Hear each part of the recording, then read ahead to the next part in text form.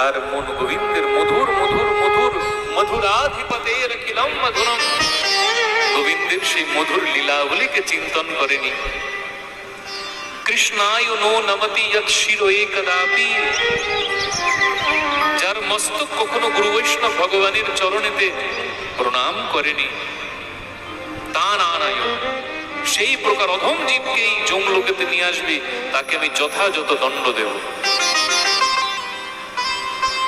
কিন্তু যে ভগবানের নাম নিরন্তর কীর্তন করে, যার মস্তক গোবিন্দের চরণে রজের দ্বারা ভূষিত, যার মন রূপী মধুকর অনন্তকাল গোবিন্দের চরণ পাদ পদ্মের মধুকে আস্বাদন করে এসেছে,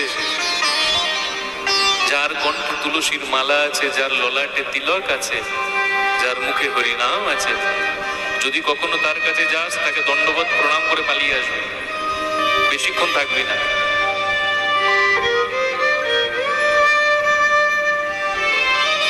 তুলসীর হার না পরে যে ছাড়, জুমালয়ে বাস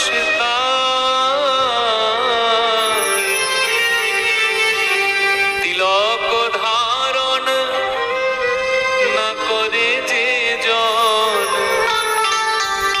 তিলক ধারণ না করে যে জন, বৃথাই জন তার। নিতাই গৌর নাম আনন্দের ধাম, যে জন নাহিল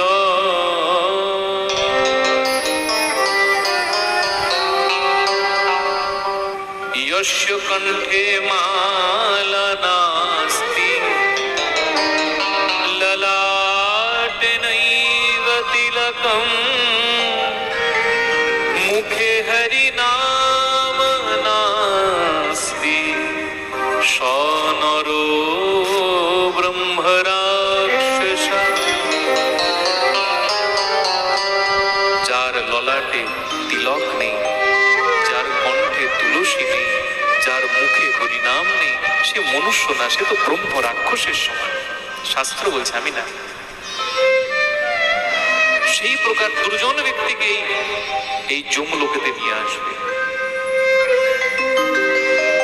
এই প্রকার সুখদেব প্রভু অজামিল প্রসঙ্গ শ্রবণ করালেন।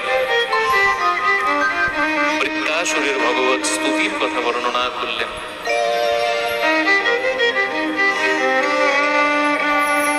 মনে পড়ে গেল ভগবত ভক্ত প্রহ্লাদের কথা।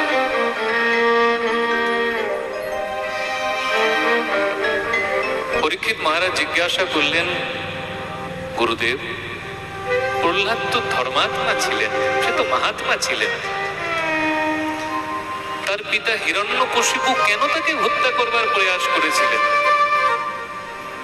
করুণা করে আমাকে প্রহ্লাদ চরিত্র কথা শ্রবণ করা।